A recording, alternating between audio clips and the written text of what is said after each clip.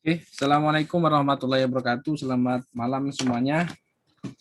Waalaikumsalam warahmatullahi wabarakatuh. Waalaikumsalam warahmatullahi wabarakatuh. Ini pertemuan yang ke-6, pertemuan terakhir sebelum puasa. Saya pribadi sebelum puasa ini bila nanti dan kemarin ada suatu hal yang kurang berkenan, saya mohon maaf ya. Sehingga kita bisa melalui bulan Ramadan dengan hikmat. Hari ini kita akan berdiskusi menarik ya terkait dengan pembiayaan suatu bisnis. Nanti saya mohon beberapa orang barangkali berkomentar terkait dengan pembiayaan ini, apakah berkenan atau tidak ya. Silahkan berkomentar, apalagi yang barangkali sudah bisnisnya jalan. Mohon sharing terkait dengan pembiayaan itu bagaimana, atau modal biaya.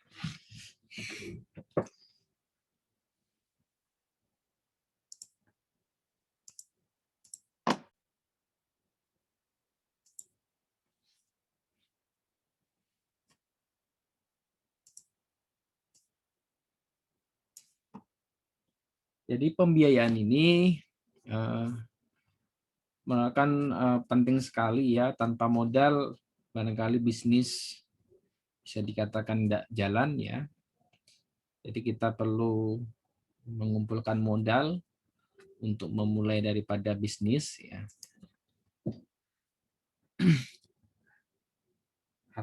Dengan keadaan sekarang kan agak sulit untuk kita meroleh pembiayaannya. Nanti bagaimana ya? Kita lihat.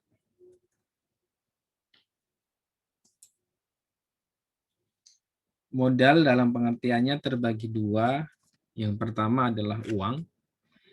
Di sini bisa untuk biaya prainvestasi itu sebelum usaha itu dijalankan.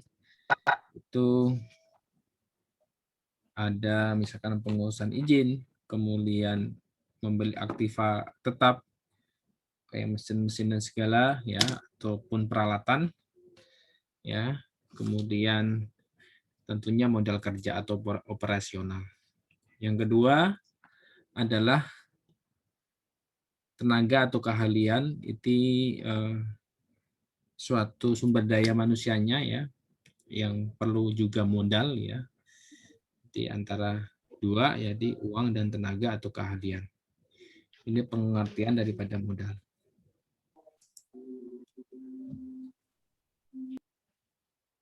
Kemudian kebutuhan modal itu yang pertama lah modal investasi, itu jangka panjang, berulang lebih dari 1 tahun, dan membeli aktiva tetap. Ini biasanya aset ya. Jadi kita untuk baik barang maupun jasa itu pasti mempunyai aset. Nah, ini adalah sebagai modal aktiva tetap. Yang kedua adalah modal kerja, yaitu adalah modal kerja jangka pendek ya. Kemudian beberapa kali dipakai dalam suatu proses produksi, tidak lebih dari 1 tahun. Artinya ini modal kerja ini untuk operasional. Yang ke atas adalah untuk investasi aktiva tetap, ya. Tetapi untuk yang kedua adalah modal kerja terkait dengan operasional. Kemudian dalam pertimbangannya, yang pertama tujuan perusahaan adalah penggunaan pinjaman untuk apa dulu? Untuk investasi kah? Atau untuk operasional kah? Atau untuk keperluan yang mendesak? Itu yang pertama. Yang kedua, masa pengembalian modal. Ada jangka waktu. Jadi ada tempo ya, jadi tidak mengganggu cash flow-nya. Karena usaha atau bisnis tanpa cash flow, saya yakin tidak akan jalan sempurna gitu ya. Yang penting bisnis itu sekarang lah cash flow-nya lancar. Ya, cash flow jadi uang terima tunainya itu lancar, insya Allah nanti bisnisnya juga lancar. Kemudian yang ketiga adalah biaya yang dikeluarkan. Misalkan untuk membayar bunga, kemudian administrasinya bagaimana, perlu duit atau tidak, provisi dan komisi. Kemudian yang keempat adalah estimasi keuntungan. Itu adalah pertimbangan kalau kita mengadakan daripada modal tadi. Pembiayaan ditinjau dari sumber dan dananya ya, dari sumber dananya ini ada dari luar perusahaan, kemudian dari dalam perusahaan. Jadi luar perusahaan adalah pembelanjaan sendiri, dana berhasil dari pemilik. Ya, kemudian pembelanjaan asing dari bank ya. Kemudian untuk dalam perusahaan pembelanjaan intern itu, jadi kalau kita punya laba itu yang digunakan, diputar kembali lah gitu ya. Kemudian penggunaan insentif ini aktiva tetap itu kan punya penyusutan lah, dana penyusutan itu dipakai untuk modal.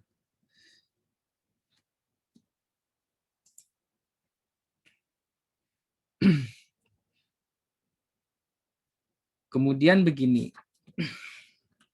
yang paling penting kiranya untuk kita menggunakan modal itu baik modal sendiri atau modal asing ya, atau nanti bisa juga pinjam ya. Ini yang pertama modal sendiri, itu misalkan kita punya dana cadangan, kemudian kita punya laba atau keuntungan, kemudian kita punya saham, dan modal asing misalkan jangka pendek itu hutang dagang, kredit dari supplier, kredit dari bank. Yang kedua adalah jangka panjang obligasi, kredit dari bank untuk investasi aktiva tetap. Jadi ada modal dilihat dari sumbernya. Yang pertama modal sendiri, itu terdiri dari setoran modal, tadi cadangan laba, laba yang belum dibagi, modal sumbangan dan hibah. Kemudian modal asing atau pinjaman itu dari dunia perbankan, dari lembaga keuangan, dari perusahaan non keuangan.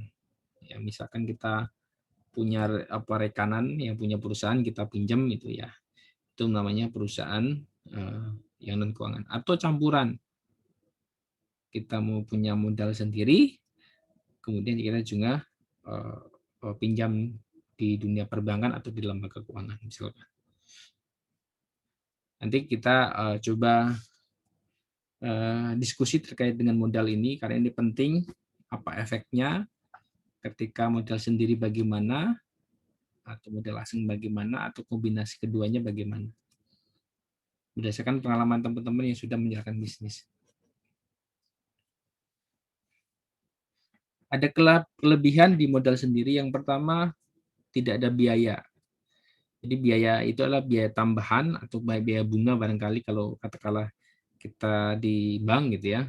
Itu yang pertama. Yang kedua, tidak tergantung pihak lain. Jadi kita menggunakan biaya itu atau dana itu adalah full otoritasnya adalah kita, yang otoritas kebijakan daripada keputusan. Yang ketiga adalah tidak memerlukan persyaratan yang rumit. Karena ini kita punya dana sendiri, dipandang kita perlu eksekusi ya, kita langsung eksekusi ya. Yang keempat, tidak ada keharusan pengembalian modal. Jadi kalau kita modalnya misalkan modal sendiri, ya tidak ada keharusan untuk membalikan modal kita sendiri. Ya, itu tergantung daripada teknis kita itu mengatur itu bagaimana. Kemudian kekurangan dari modal sendiri, yang pertama pasti jumlahnya punyanya terbatas ya. Ini tergantung daripada jumlah tabungan kita. Ya pasti ya. Yang kedua, perolehan modal sendiri dalam jumlah tertentu sulit. Jadi ya tadi karena terbatas, kita memerlukan dana yang lebih agak sulit ya. Itu yang kedua. Yang kedua, kurang motivasi pemilik. Nah, ini biasanya bagi kita ya, misalkan kalian juga bekerja, kalau tanpa punya utang apa kurang semangat lah gitu ya. Ini juga dalam usaha, kalau nggak ada utang berarti kurang semangat juga. Karena tidak ada beban keterpaksaan untuk kita mengembalikan utangnya itu barangkali. Misalkan yang kedua adalah kelebihan dalam modal pinjaman. Yang pertama lah jumlahnya tidak terbatas. Tergantung kita agunan kita misalkan.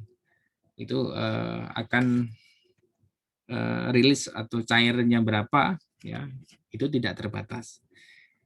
Yang kedua adalah motivasinya usahanya tinggi. Karena apa? Karena ada kewajiban untuk membayar misalkan tiap bulan.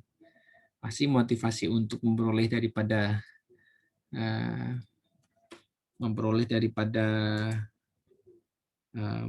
hasil daripada penjualan itu tinggi. Ada kekurangan modal pinjaman, itu yang pertama adalah pasti dikenakan berbagai biaya ya. Termasuk adalah biaya bunganya. Itu pasti ya. Yang kedua harus dikembalikan ya. Plus itu adalah utangnya. Utang bunga ya. Jadi utang pokok dan utang bunga itu harus dikembalikan. Yang ketiga beban moral gitu ya. Kalau kita punya utang itu barangkali beban moralnya tinggi. Kemudian kalau kelebihan modal campuran antara pinjaman dan modal sendiri adalah jadi dapat mengatur komposisi modal yang seimbang. Artinya dalam kemampuan kita adalah lebih banyak ngutangnya atau kita lebih banyak punya kita gitu ya. Itu adalah kelebihan dari campuran. Oke, saya akan cerita daripada pengalaman saya ya. Ini suatu pengantar aja ya. Nanti boleh ya beberapa yang sharing terkait modal.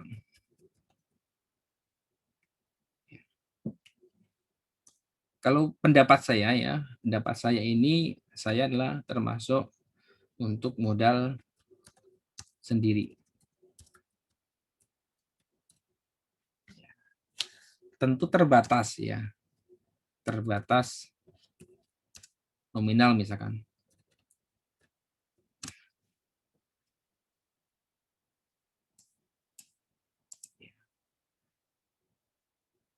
Untuk pengembangan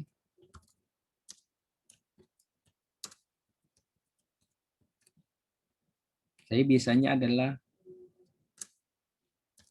memanfaatkan laba. Jadi laba ini kita tidak pakai misalkan sekian bulan atau dalam satu tahun kita nggak memanfaatkan laba. Ya, laba ini akan dijadikan modal kembali. Yang namanya bisnis itu adalah berproses ya. Bisnis itu adalah berproses. Jadi tidak langsung kita katakanlah untung banyak, enggak bisa. Ya, jadi kita pasti ada mengalami keuntungan, juga mengalami kerugian, bahkan mungkin gagal ya. Nah, itu berproses ya. Tapi dalam proses itu kita belajar nilai-nilai yang lebih ya. Kemudian ya, yang namanya bisnis ya, itu tergantung dari hati kita. Ya, ini akan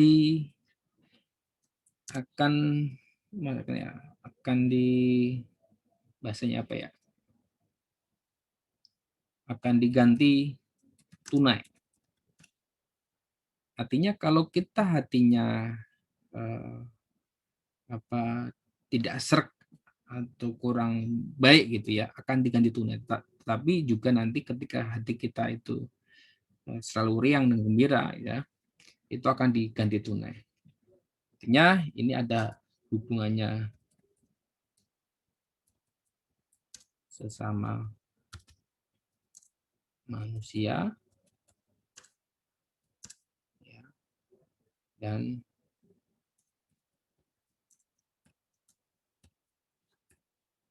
jadi kalau kita mentalnya bisnis, lebih baik kalian menjaga hubungan manusia, itu hubungan horizontal ya. Kemudian kita harus menjaga juga hubungan vertikal. Itu yang terpenting ya. Berdasarkan saya punya buku, itu mungkin saya udah share bukunya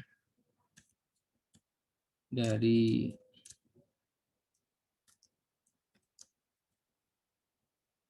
Sabtuari Sugiharto ya.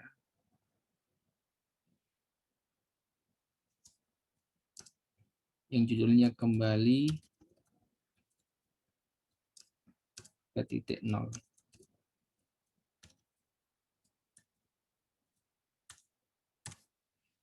Artinya dia dalam buku itu menyebutkan bahwa dia punya usaha itu ya. Kemudian dia mengalami kebangkrutan atau kembali titik nol. Berarti ada yang salah gitu ya. Di dalam buku itu adalah dia adalah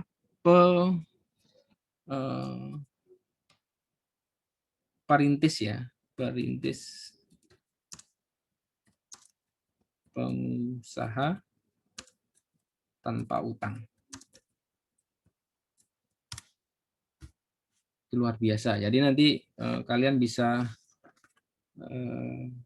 baca ya. Mungkin yang di e-booknya sudah ada itu. Ini kalau saya punya itu tahun udah lama sekali ya. Di terbitan 2016, sudah 55 tahun. Tapi isinya sangat relevan karena hampir sama ilmunya. Yaitu dia akan membahas tadi modal tadi. Ya, dengan pengalaman dia kembali titik nol, sebagai pengusaha dia balik. Dia mempunyai usaha tanpa utang. Alasannya kenapa? Alasannya adalah tadi utang mengandung mendekati ya riba. Ya, ini masih mungkin barangkali kalian bisa pelajari ya.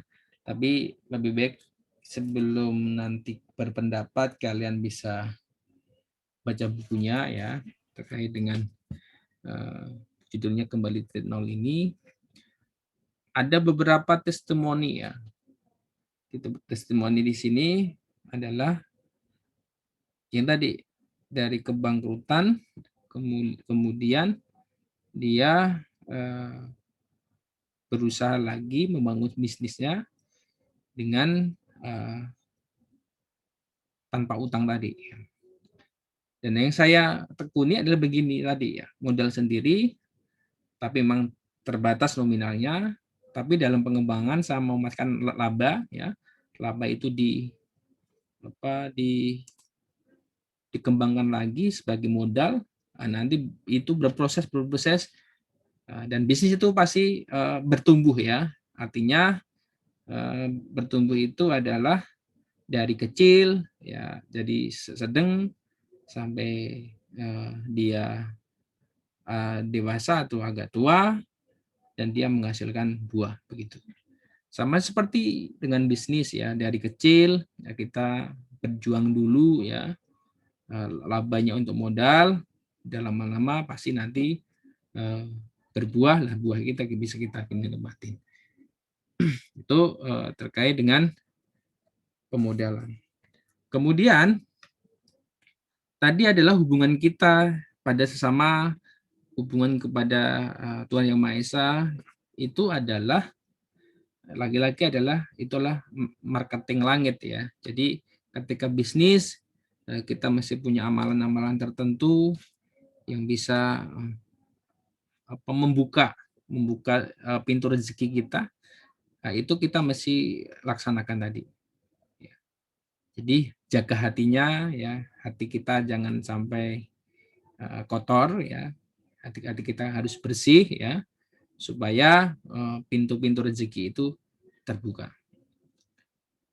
Kira-kira itu diskusi terkait dengan modal. Barangkali ada yang mau sharing terkait dengan modal ini yang sudah jalan usahanya, silakan.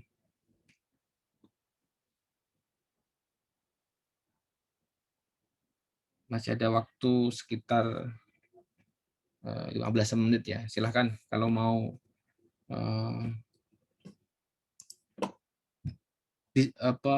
sharing terkait dengan modal ini. Ini yang kalau saya lakukan adalah yang tadi, modal dengan modal sendiri.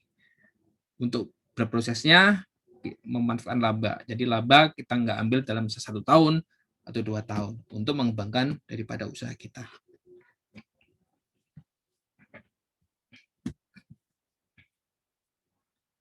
Kalau enggak saya tanya satu-satu nih.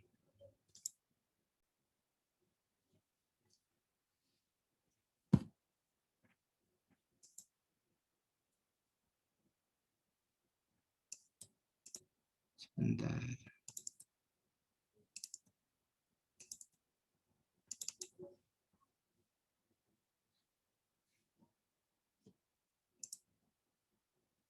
Yang pertama tadi ada Mas Aris Ozon yang saya lihat di Instagramnya ini udah jalan gitu. Bisa sharing Mas. Jadi saya kapan-kapan main ke sana gitu ya.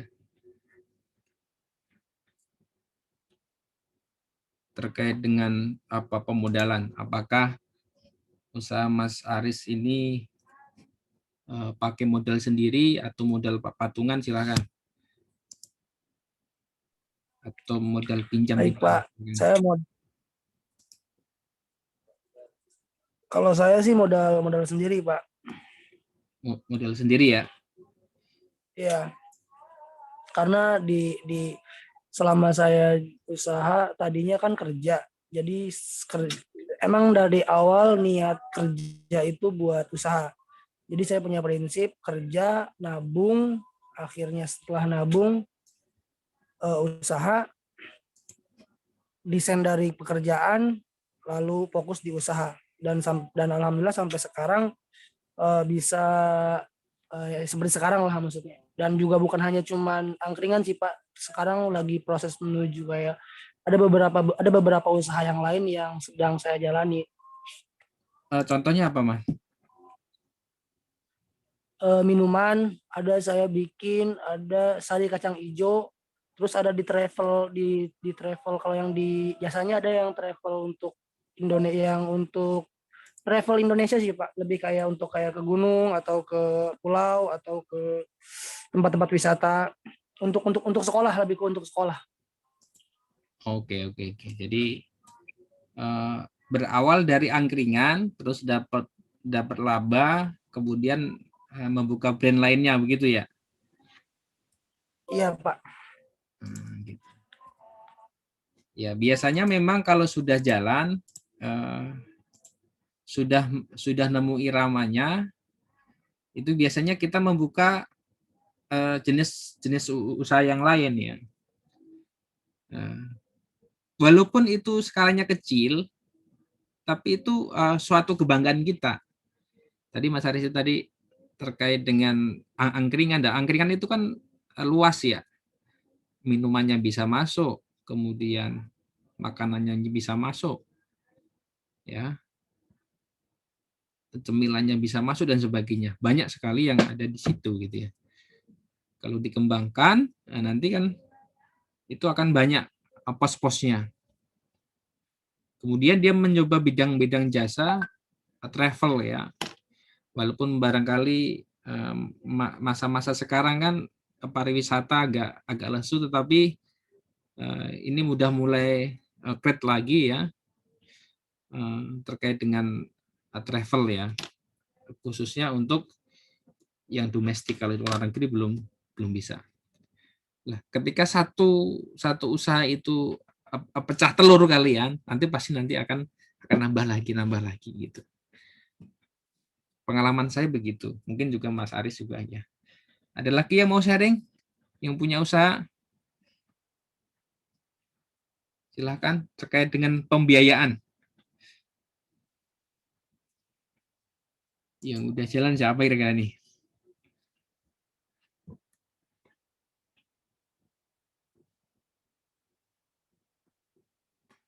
Nah, Sablon nih. Sablon ada nggak nih? Oh, Aryo. Ada Aryo. Gimana Aryo? Nyimak nggak nih Aryo nih? Ada Pak, ada. Gimana Aryo? Apa pembiayaannya kamu bagaimana sekarang jalan nih?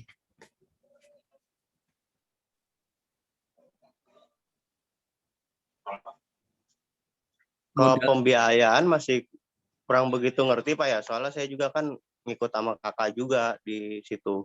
Oh gitu. Jadi bukan murni 100% punya kamu gitu.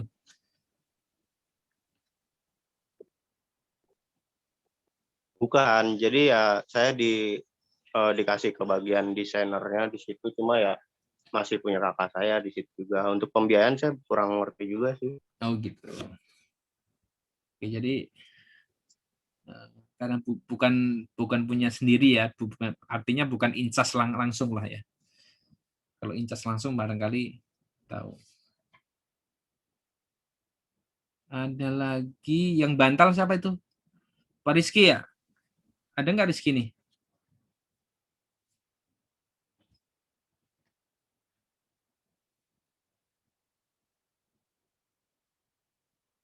Rizky ada? Ada Pak.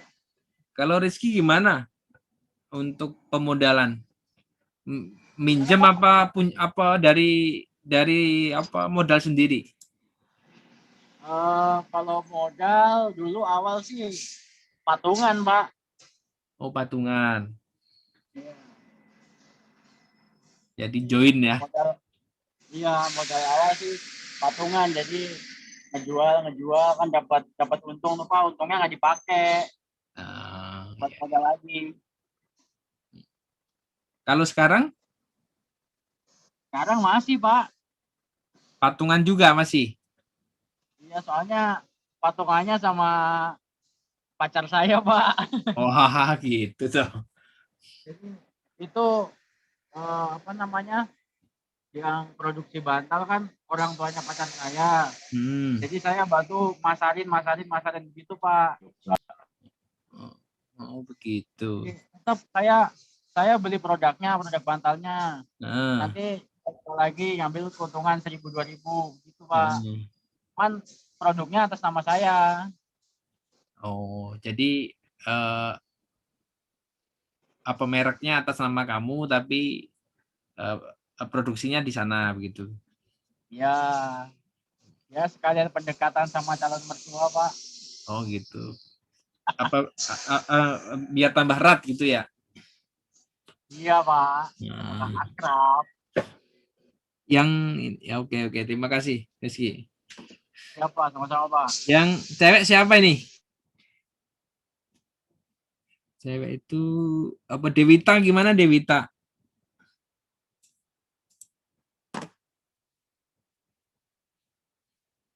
Ya Pak. Untuk usahanya udah jalan Dewita? Belum Pak, Dewita masih uji coba membuat makanan. Kan Masih selama ini coba? Dewita jualannya ya kosmetik sama ini apa namanya? Sama kayak Lia gitu. Dewita kan joinan sama Lia. Oh. Mantap. Mantap, Bun. Lia Ya, gimana kalau Lia? Masih percobaan bikin resep. Dia masih ngumpulin modal, Pak. Oh gitu. Jadi kita kan bahas tadi modal itu kan ada dua, ada modal pinjaman sama modal kita sendiri. Nah, untuk yang sekarang sih Lia ini modal minjem atau modal dari kantong sendiri gitu. Minjem, Pak. Saya mah Minjem. jujur aja, Pak, nggak punya duit. Punya Usaha semuanya modalnya minjem. minjem gimana maksudnya? Minjem bank apa minjem teman? Minjem pakai ada kartu kredit. Oh gitu. Iya. Tapi Minjem temen untungnya kan nggak bisa ada. buat modal. Iya, alhamdulillah Gitu. masih dipersiapkan. Nggak apa-apa lah ya. Jadi Iya. nanti kan biar kita jadi pengusaha tanpa utang lah gitu. Amin. Ya, Tapi ya. kayaknya setiap pengusaha ada utang dan piutang deh, Pak. Iya pastilah. Iya. Tadi kan saya nyarankan baca buku ini nih. Kembali titik nol nih.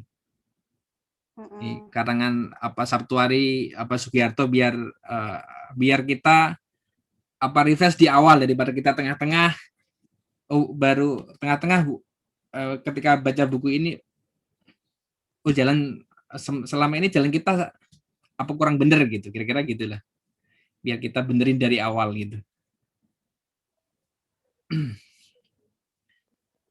Nah, nanti ada saatnya kita kapan untuk berhutang itu ada saatnya gitu.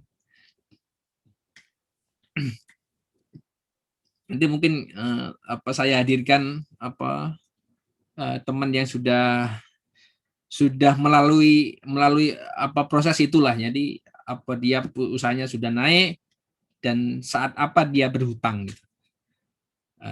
Jadi kita belajar dari yang sudah mengalaminya. Nanti kalau ada waktu nanti saya akan undang gitu ya. Biar sharing di kelas ini. Kemudian siapa lagi udah jalan usahanya? Pak mau tanya.